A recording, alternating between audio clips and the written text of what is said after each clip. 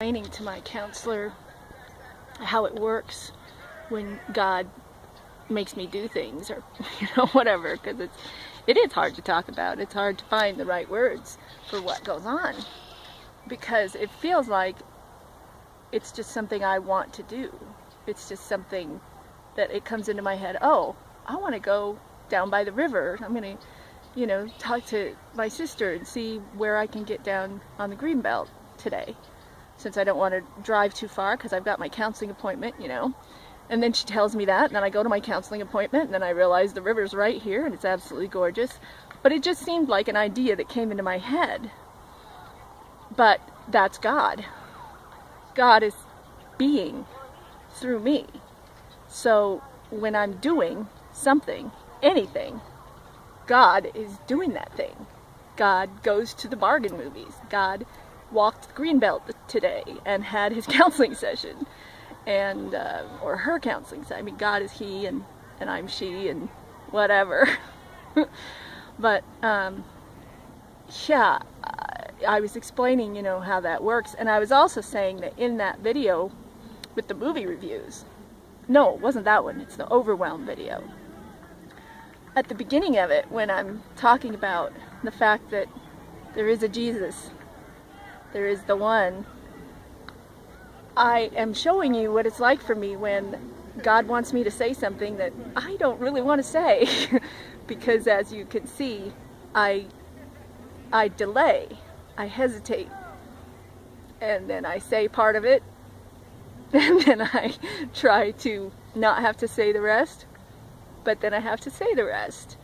And it comes out, whether I like it or not. And then I burst into tears because of what I just said. And that's how it works. So that's how it works with saying stuff. And then with doing stuff, it just feels like something that, oh, I'm going to go do this. And it was just like that when I lived on the beach, too. I would just be like, I want to go to the beach.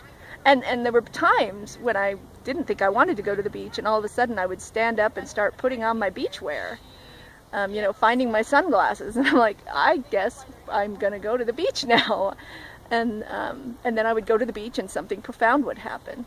So I thought I would just explain a little bit about what it's like to be the will of God, because God's always here. God's in every single person, but he needs a pure vessel without resistance in order to express, because obviously just because we're all God doesn't mean God gets to express, because the Pope is an aspect of me, not just God but Christ, and obviously he's expressing as the Antichrist.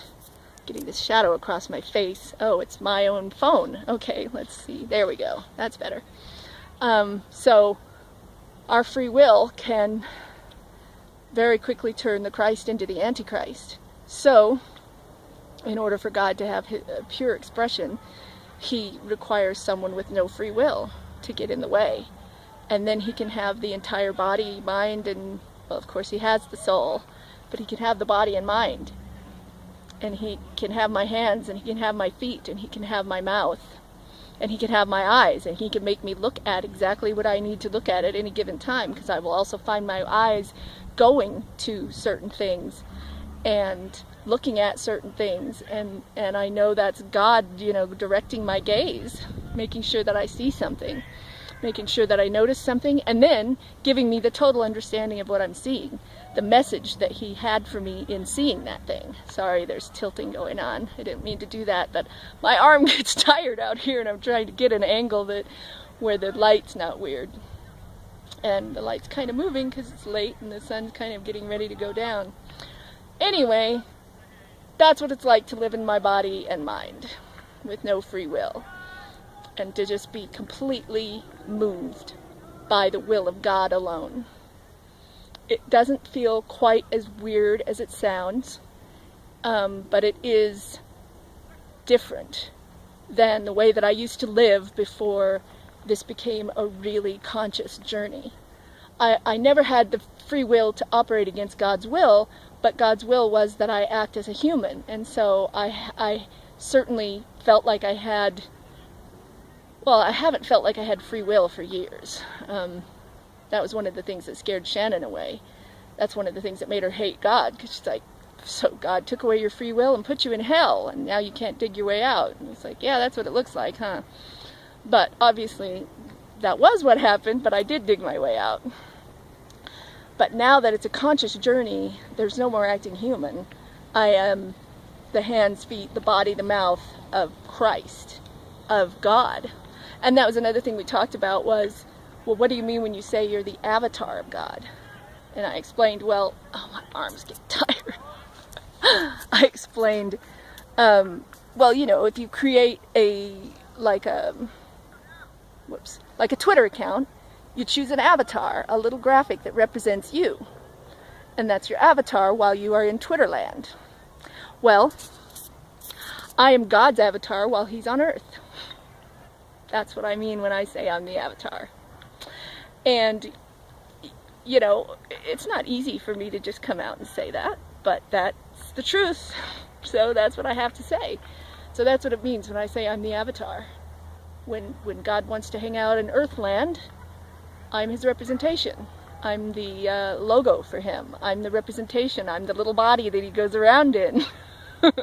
You know, how you choose a little body to move around in a game, and that's your avatar?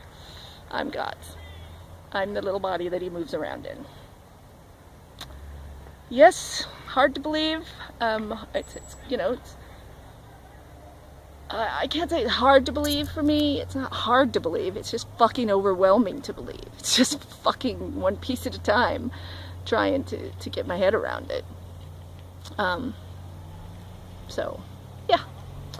So I thought that I would, yeah, clear some things up sitting here in this beautiful setting. And that's it.